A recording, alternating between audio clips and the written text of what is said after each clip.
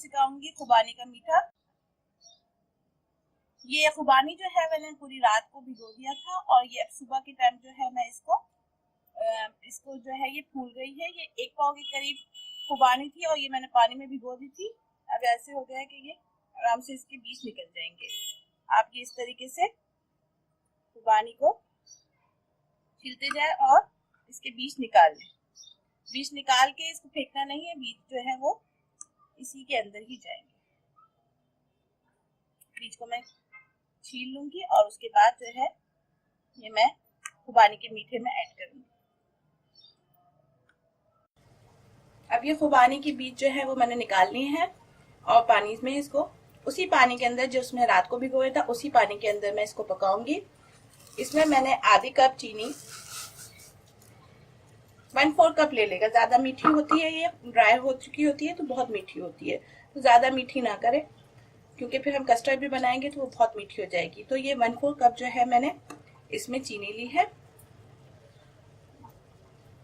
और इसको मैं 15 से 20 मिनट के लिए पका लूंगी ताकि ये गाढ़ी हो जाए। इसमें से मैंने बीज निकाल लिए हैं और ये आप जब खुबानी लें तो ये वाली खुबानी लेगा जिसके अंदर बीज होते हैं। एक दूसरी खुबानी आती है ड्राई, वो जो लंबी लंबी ऑरेंज से कलर की होती है, वो हरगिज ना लें। दूसरी वाली लीजिएगा जो ब्राउन होती है और बिल्कुल ड्राई होती है और अंदर उसके बीज होते हैं।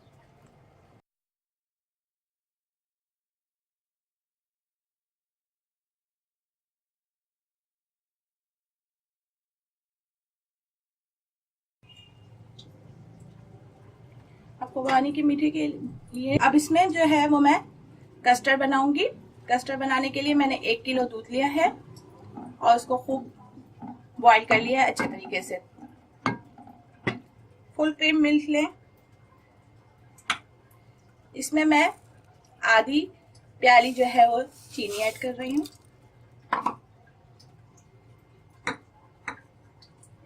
Condense milk 4 table spoon.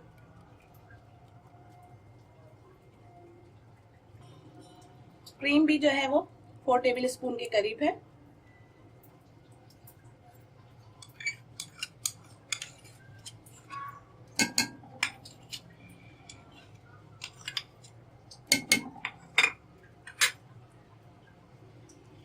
Custard powder जो है वो मैं रफान का वनीला फ्लेवर ले रही हूँ।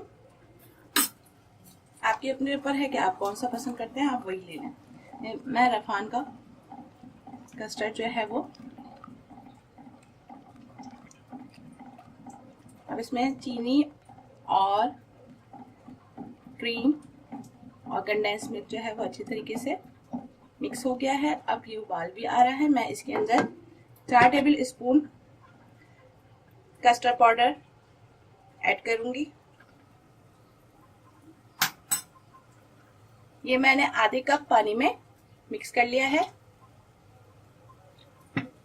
अब आप इसको डाल के घुमाते जाएं और पकाते वक्त जब खौल आ रहा हो जब बनाएं और हल्का हल्के इसकी डालें और इसको चलाते जाएं, वरना इसमें जो है वो गुठलियां सी बन जाती हैं। इसकी वजह से वो और डालते वक्त आप ये भी देखते रहेगा कि ये ज्यादा थिक ना हो जाए।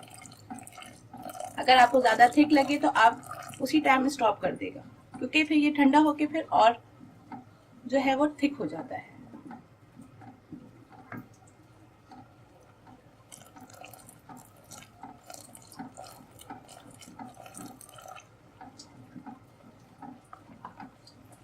इस तरीके से आप बनाएं, कस्टर्ड इंशाल्लाह बहुत अच्छा बनेगा। कस्टर्ड बन जाता है, उसके अंदर आप उसको ऐड करें। ये पहले शादियों में बहुत होता था खुबानी का मीठा और ये सब, लेकिन अब आहिस्ता आहिस्ता हम सब अपना ट्रेडिशनल भूलते जा रहे हैं। ये मुझे बहुत पसंद है और मेरी एक सिस्टर को भी बहुत पसंद है, शबाना वकार। ये रेसिपी मैं उन्हीं को डेडिकेट करूंगी।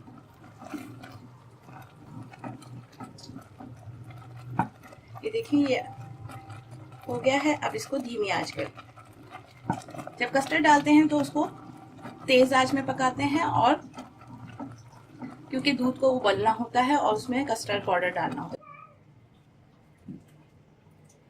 सबसे पहले जो हमने खुबानी का मीठा तैयार किया था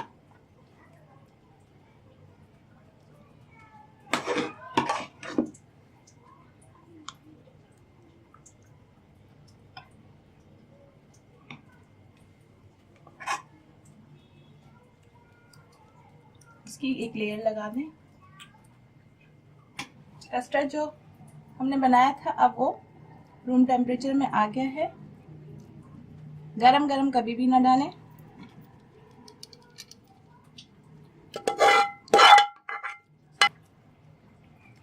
आप इसको बराबर करके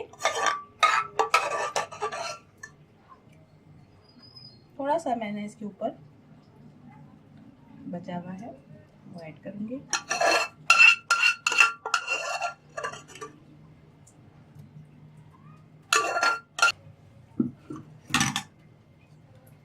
ये इसके बीच मैंने इसको बॉईल करके छीन लिए हैं।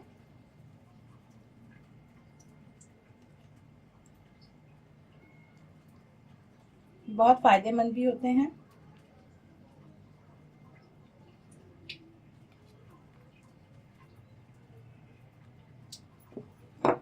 थोड़ी सी क्रीम जो है वो मैं